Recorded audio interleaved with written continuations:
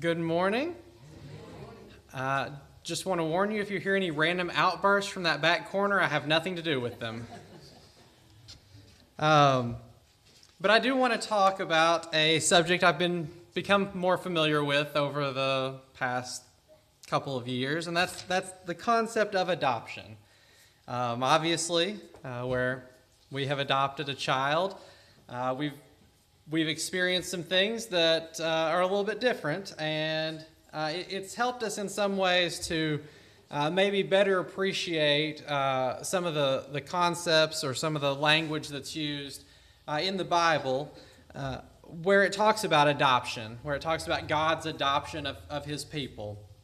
And so I want to look at some of the maybe things that we have learned and some of the comparisons that we can get with the way that God discusses these things.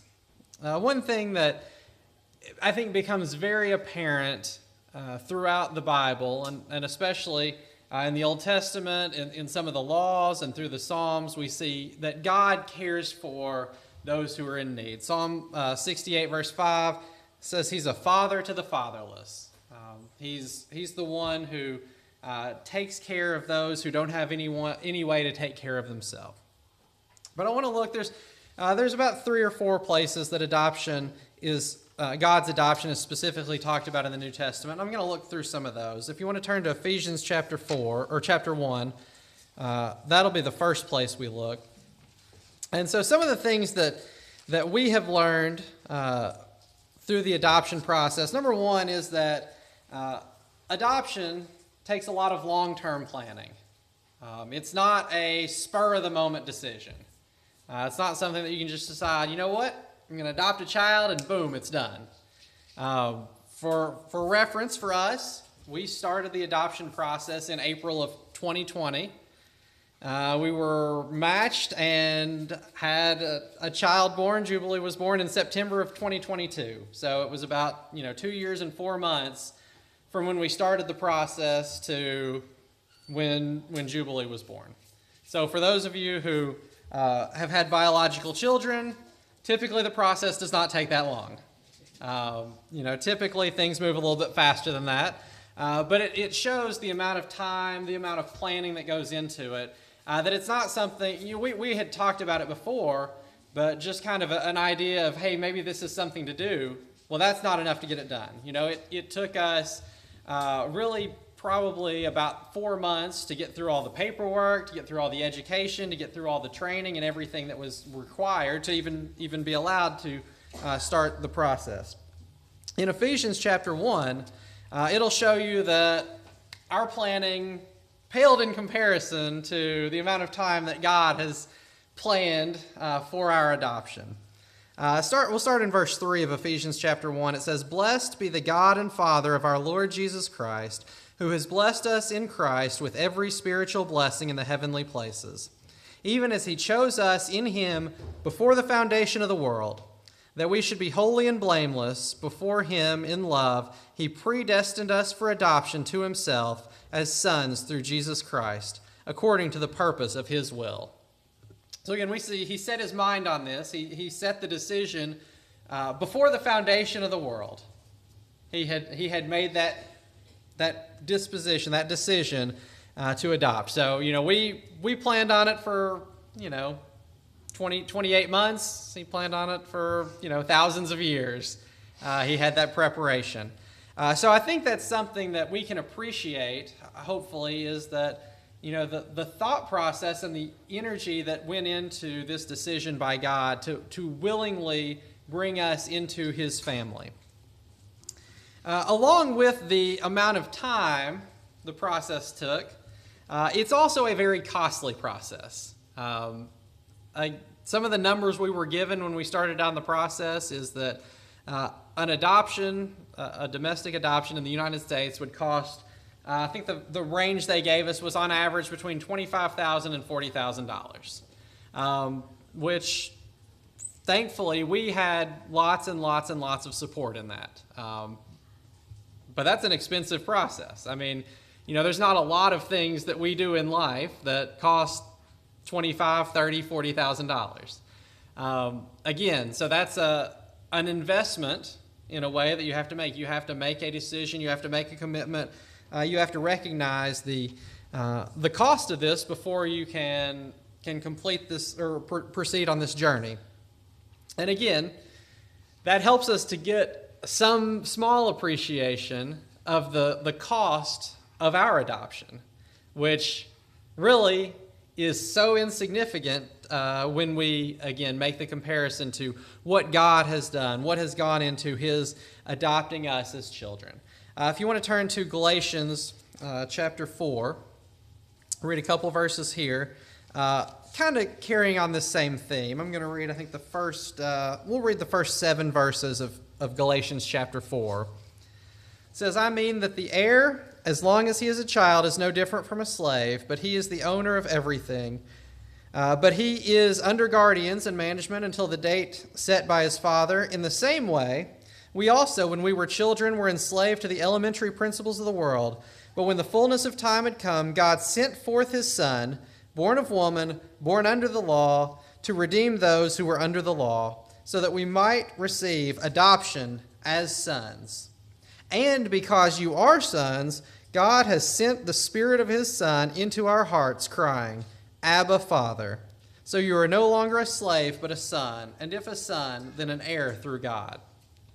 So we see here the price that was paid for our adoption is He sent forth His Son. Like He sent forth Jesus, and Jesus then was born of a woman, so born onto this earth, born into flesh and blood, where He would have to deal with the challenges that come because of human sin, the suffering that comes because of human sin. He had to be born under the law, and He had to fulfill the law. He had to, in a sense, complete perfectly the law to be able to redeem those who had been under the law and had failed. And so not only, was this a high cost, but it also is required a legal procedure. Again, part of our cost in our adoption, we had to hire lawyers because there's a lot of the law that would be well above anything that we understood. We had to get someone who knew the law to make sure we completed everything required by the law to complete our adoption. In the same way, God didn't just decide, well, I want to do this so we don't have to worry about anything else. There was this law in place, and the punishment for that law was an alienation from God, eventually leading to death. God couldn't justly just say, well, I'm ignoring that. That doesn't matter. His justice said, this punishment has to be paid. This cost has to be paid. We have to be able to legally bring these children back, and He did that through the cost of His Son. So when we think about the cost of being brought into His family, that we see that His high character in His holding to His justice, and also His willingness to pay that cost, that redemption at such a high price. So again, these are some of the things that, as we thought about this and as we think back over the process that we went through, it just gives us a very tiny glimpse into what God has done for us. And one thing that is maybe a challenge for some people is the idea that a child who has been adopted is the same part of a family as a child who's biologically born into that family. Now, we only have a child who was adopted, so we can't connect on both of these. But I'll just say, from my experience, I don't see any possible way that my love for my child would be any different, whether or not biologically she came from me or she was adopted as she was. Like, I can't fathom there being any difference in the amount of love I have for her, in the position that she is within our family, that she just is our child. Like, it doesn't change any of that. And I think some people maybe have a hard time when, especially from the other side, when all they have, the only situation they've been in is having their own biological children. But I'll say, again, from my experience, it wouldn't make a difference. There's no difference there. And I think we see kind of what we just read about here in Galatians, this idea of being brought in as sons, being brought in to this family as heirs. And it talks about, right before that, we didn't read this, but at the end of Galatians chapter 3, God brought in different people at different times and different people from different roles, but he makes it very clear. Chapter 3, verse 28, there is neither Jew nor Greek, there is neither slave nor free, there is no male or female, for you are all one in Christ Jesus. And if you are Christ, then you are Abraham's offspring, heirs according to the promise. So that's kind of what led into his discussion here about their adoption, is this idea that there isn't a distinction. There's not anything that separates the one brought in one way or the other, the one who comes from a certain area, comes from a certain background. You know, we are all brought in as heirs, treated completely and openly and honestly as children in the family of God.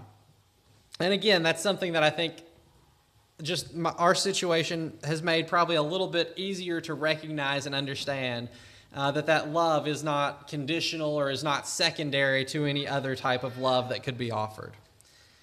And going along with that, I think it's a little bit interesting to look at this adoption of Christians, kind of as we'll look at it here. Adoption of sons in the New Testament is not the first time we see God's adoption.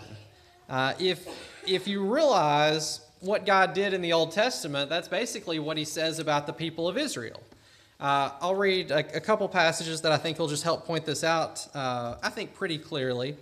In Deuteronomy chapter 7, starting in verse 6, he says, "For you are a people holy to the Lord your God." He's talking to Israel in kind of Moses' last speech here. "You are a people holy to the Lord your God. The Lord your God has chosen you to be a people for his treasured possession." He's chosen you to be his sons, essentially, to be his family, to be his children, for a treasured possession. Again, not for just kind of a secondary possession, but deep within the heart. And he says, you know, why were you chosen? It was, verse 7, "It was not because you were more in number than any other people that the Lord set his love on you and chose you, for you were the fewest of all the people. But it is because the Lord loves you and is keeping the oath that he swore to your fathers, that the Lord has brought you out with a mighty hand and redeemed you from the house of slavery, from the hand of Pharaoh, king of Egypt." So it is because of God's love that they were brought in to be his treasured possession. If you look in, we won't go over there, but if you look in Romans, chapter 8 and 9 talks also a little bit about adoption. In chapter 9, it references essentially that Israel were adopted. He had adopted Israel. And if you think about it, how precious did he treat Israel? How precious did God think of Israel when he was talking about them? If you think about in Exodus chapter 4, when he's talking to Pharaoh and he says, you know, you're going to let my people go, you remember what he calls Israel? He calls them my firstborn son. You know, that's how precious they were to him. They were not a second or a distant relative. They were not someone of secondary importance, but they were primary. They had been adopted and yet became his primary family, his son, treated as heirs. Again, the same concept of how we have been brought into this family. And then the last thing I want to talk about, kind of the last comparison we thought about with this adoption. I was talking to Megan about this, and, you know, she's like, one of the things that comes along with it and kind of the comparison is, you know, when you were adopted, your name's changed. All right, so officially not yet because it's a slow process, but Jubilee is going to be Jubilee Howell, right? She's going to take on our name. She's going to take on the name of our family. And that means a lot of things. I mean, again, it goes along with that she is an heir. She is our child. She represents our family. She's now a representative of our family. If they ask, has anyone in your family done this? And she does, yes. The answer is yes. Like, she is a Howell. Again, not officially according to the law because they're really slow with paperwork, but that's That's a different story. But we are represented by her. So if she goes out and starts screaming right now, you'll be like, those Howells, they just can't keep themselves quiet. They just are struggling now. But I mean, you think about your children are a representation of you, and I obviously a little secondary example, but as a tennis coach, my tennis team, when they go out, they are a representation of me as their coach and of us as a school. In that same way, and even more so, your children are representatives of your family. Christians are the same way. Just think about the name. We often call ourselves Christians. What does that mean? That means we are belonging to, or in the image of, or of the party of, affiliated to Christ. We are basically, if someone says, what's your political party? You might as well just say, I'm a Christian. I'm in the party of Christ. We have taken on the name Christian as He has adopted us in, and He has allowed us to do that. And that means that we are representatives of Christ, of the family of God, in all that we do and say. What does it mean to take the name of the Lord? That's something that is very serious, very significant. When you think about the Ten Commandments, does that come up? It talks about, thou shalt not take the name of the Lord in vain. And I think a lot of times when we think about that, our main thought is, we better not use God's name when we speak in an inappropriate manner. We better not use His name, at the very base level, in profanity, as some people do. Or maybe a step up from that, we shouldn't just use His name lightly, as some people do. But I think the statement there of taking the name of the Lord in vain means a lot more than just what we say. As we have taken on the name of the Lord, that's how we represent. That's how we represent Him in our lives. And so I want to look at a couple of different ways that we can take on the name of the Lord and how we represent. If you want to turn to 1 Peter chapter 4, I think there's a very powerful chapter here. And it's a chapter about suffering, especially the second half here. And it's very humbling. In 1 Peter chapter 4, verse 14, and we'll read a few verses, it says, if you are insulted for the name of Christ, you are blessed because the Spirit of glory and of God rests upon you. Isn't that the idea here? If you are insulted for the name of Christ, well, why would you be insulted for the name of Christ? Well, it's because you bear the name of Christ, because you represent the name of Christ. And, maybe somebody doesn't like your family.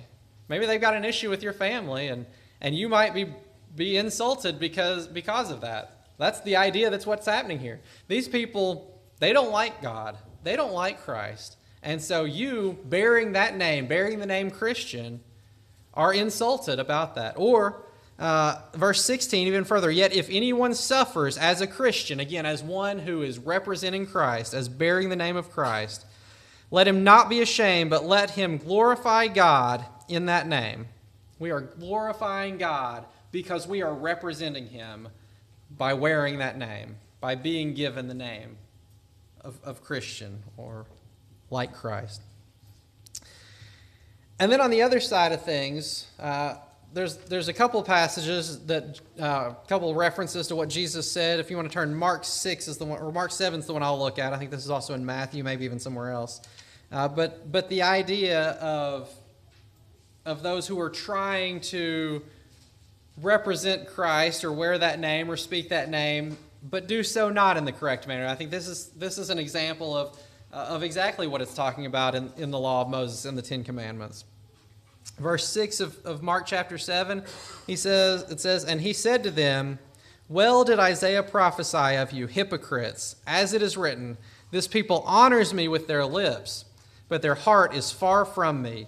In vain do they worship me, teaching as doctrines the commandments of men. You leave the commandment of God and hold to the tradition of men.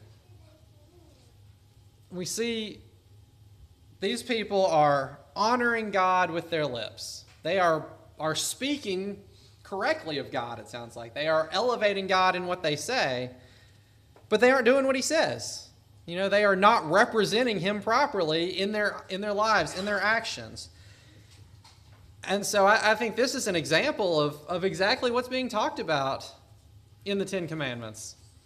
And it has nothing to do with what they say. It's not that they said the name of the Lord in an inappropriate manner. They represented that name. They acted like they were representatives of Christ, but they did so in a manner that was empty, that was futile, that was worthless, that brought God's name down with the way that they acted. And so I think it is very, very important for us to recognize that if we have been adopted into the family of Christ, into the family of God, we think about the effort he put into putting us in place, that he had planned this for further back than we can understand, that he paid a high cost, yet did not sacrifice his justice, did not sacrifice his truth, that he did this to bring us into his family as full-fledged heirs, as 100% members of this family, and that he has given us his name. He has allowed us to wear that name, to represent him as we walk on this earth. Then we must make sure that we do so in a manner that honors that name, that honors that sacrifice of Christ, that honors the plan of God, that honors his love and his devotion. And it's a pretty simple yet complex verse in Colossians chapter 3, verse 17.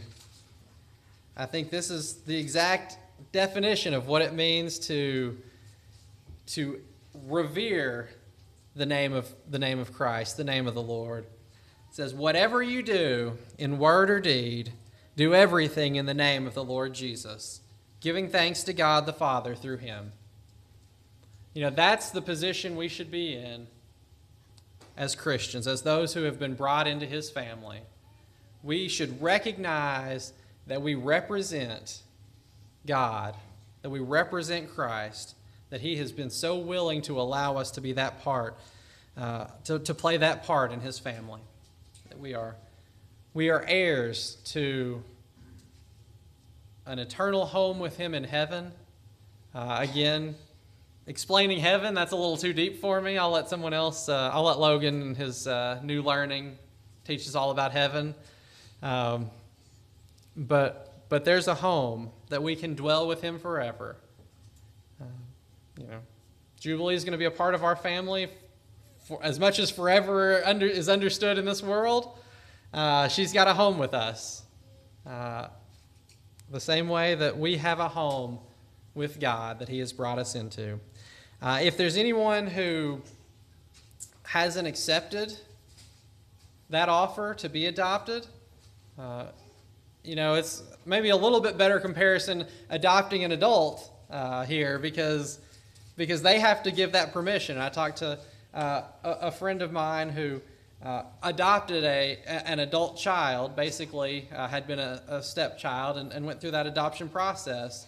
The child had to be willing to accept that adoption. We have to be willing to accept the adoption of God. He's done everything. He's paid the cost already. He's set the plan and given us that opportunity.